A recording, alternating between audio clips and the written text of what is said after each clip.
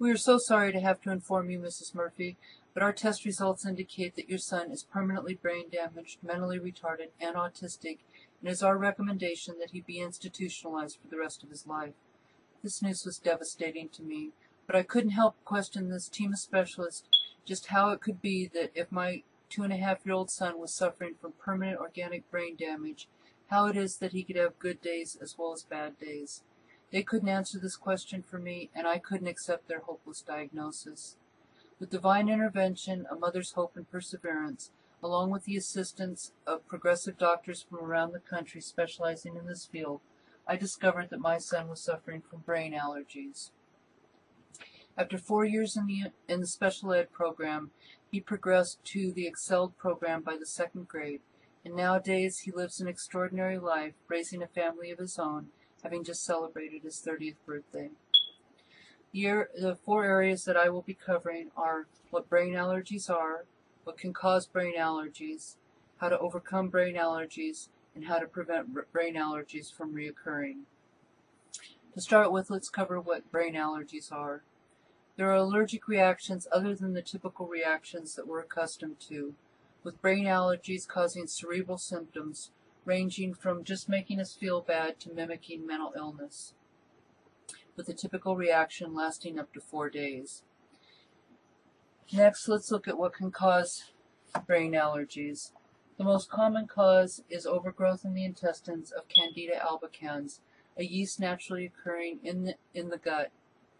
This can happen with antibiotic use when it wipes out the healthy bacteria in the intestines that normally keeps Candida in check. Overgrowth of yeast can cause leaky gut syndrome, which can allow undigested food particles to leak across the damaged intestinal lining, which our system then detects as allergens. So next, let us look at what can be done about brain allergies. A level 3 diet starts with strict dietary changes to establish the aggravating foods so that they can be eliminated from the diet. To begin with, a caveman diet is instituted, consisting of a limited number of staples that, in general, do not cause allergic reaction. Then, once every 4 days, a single food is added into the diet, monitoring closely for any symptoms to detect a reaction, and any foods that don't cause a reaction can be added back into the diet. Once symptom-producing foods have been established and eliminated from the diet, a rotation diet can be followed. Foods that exist in the same family group are rotated in the menu, limiting exposure to not more frequently than once every 4 days. Lastly, we need to look at what can be done to prevent brain allergies from reoccurring.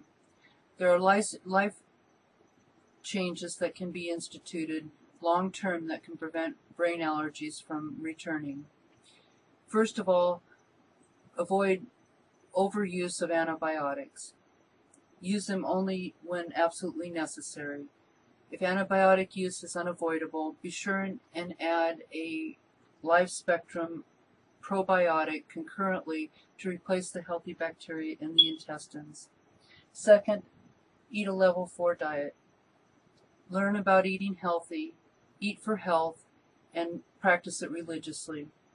Eat whole foods, eat a variety of foods, cook foods in a healthy manner, eat raw foods as often as possible, and use organic foods whenever you can, especially when it comes to animal products, to avoid antibiotic and steroid use in their diet.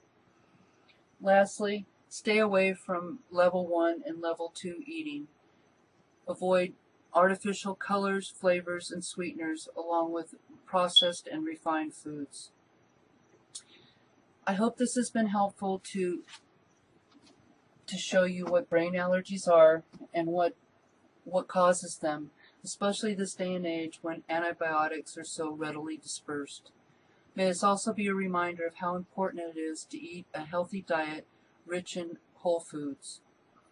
It was the father of modern medicine, Hippocrates, in 400 BC, that said, all diseases begin in the gut. And he also said Let food be thy medicine, and medicine be thy food, indicating that our health is largely in our hands through our diet.